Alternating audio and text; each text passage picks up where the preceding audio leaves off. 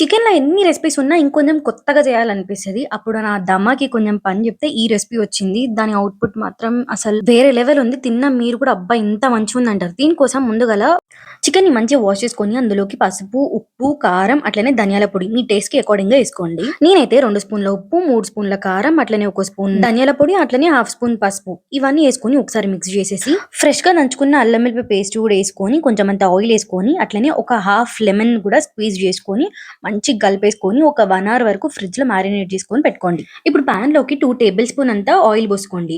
అందులోకి సన్నగా కట్ చేసుకున్న 2 ఆనియన్స్ వరకు ఏసుకోండి. ఆనియన్స్ ఫ్రై అయిన తర్వాత ఇందులోకి ఒక హాఫ్ టేబుల్ స్పూన్ వరకు పసుపు, అట్లనే 2 పచ్చిమిర్చి చీలికలు కూడా ఏసుకొని మంచిగా ఫ్రై చేసుకోండి. ఈ ఆనియన్స్ లోకి మనం ముందుగా మారినేట్ చేసి పెట్టుకున్న చికెన్ కూడా ఏసుకొని మొత్తం మంచిగా కలిపేసుకొని ఒక 5 మినిట్స్ అట్లనే పెట్టుకోండి.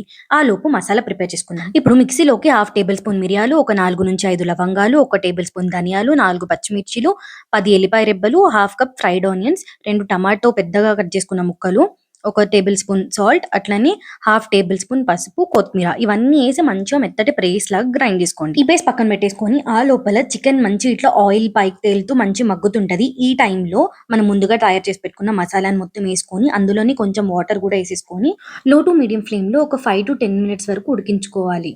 లాస్ట్ లో అయిపోయిన తర్వాత కొత్తిమీర వేసుకొని సర్వ్ చేసుకుంటే టేస్టీ అయిన చికెన్ గ్రేవీ కర్రీ అయితే రెడీ అయిపోతుంది. ఎంత టేస్టీ ఉంది తెలుసా అసలు.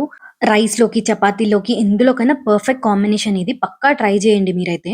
నాలాగా చికెన్‌ని వెరైటీ రెసిపీస్‌లో తినాలనుకునేటోళ్ళకి పర్ఫెక్ట్ రెసిపీ ఇది. పక్కా ట్రై చేయరి. ట్రై చేసి ఎట్లుందో నాకు చెప్పుర్రి. You can see that happiness in my face. నచ్చితే ఫాలో చేసుకోర్రి.